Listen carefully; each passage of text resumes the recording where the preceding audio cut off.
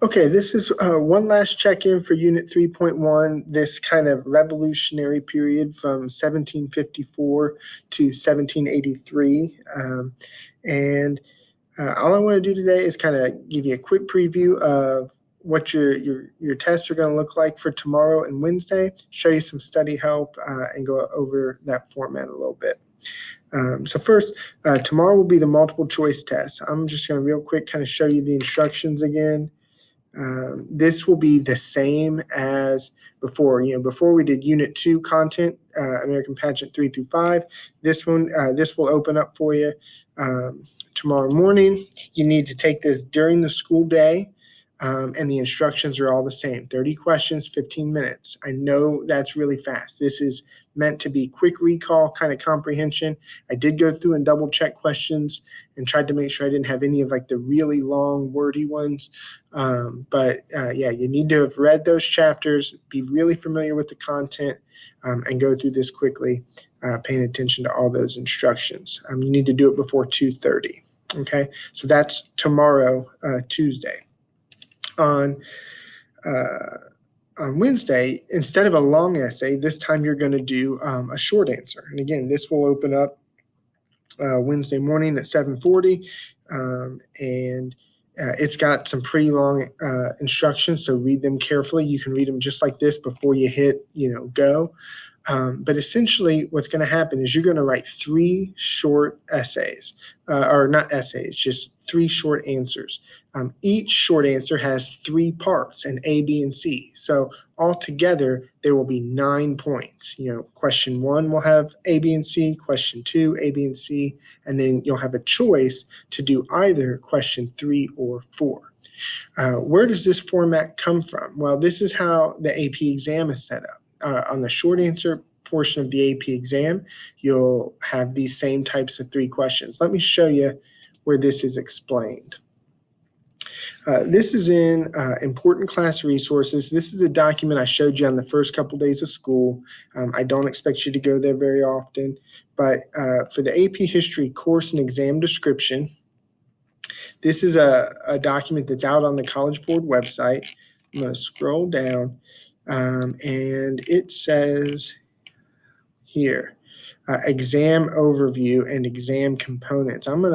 You can read all about what the AP exam is like, but I'm going to go here. For a short answer question, on the AP exam, you're going to get one question that has you analyze secondary sources. Historians' arguments. Essentially, they're going to give you 1 or 2 historical interpretations and ask you to compare them or identify main ideas and then provide evidence to support those historical arguments. That's question 1. Question 2 will deal with the skills of causation or comparison. It will work with a primary source or an image, chart, or map. So for question 2, I'm going to give you either a primary source, a cartoon, a chart, a map, and you're going to have to answer some causation or comparison task in reference to that. Finally, for the third question, you'll actually have a choice.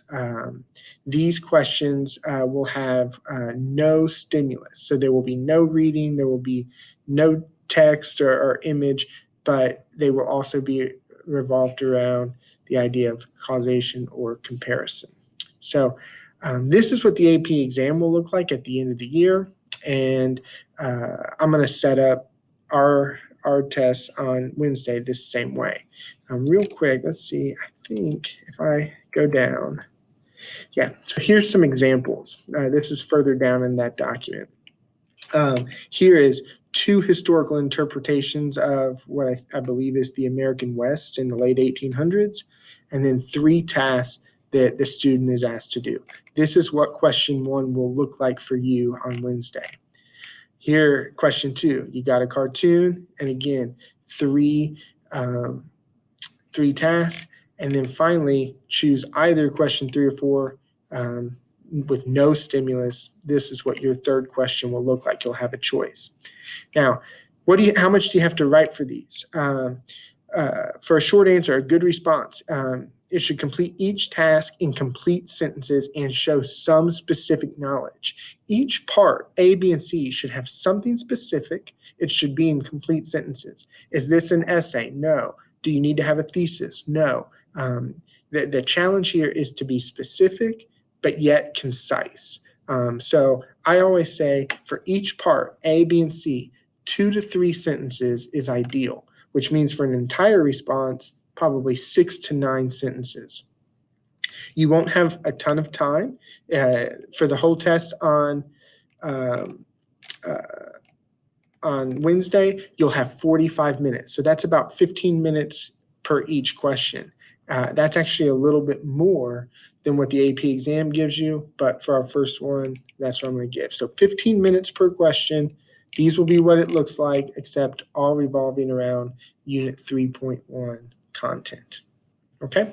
Last thing for today, and I'll get off here and let you guys study, is I wanted to show you on our actual unit page some study help. So if you click on Thomas Paine and go all the way down to the bottom under the documents and our assessment dates, got all the crash course videos. We watched this one, but there are other ones that deal with this unit, so those could be good to watch. I've got reading guides. These go right along with the American Pageant. I don't expect you to do these.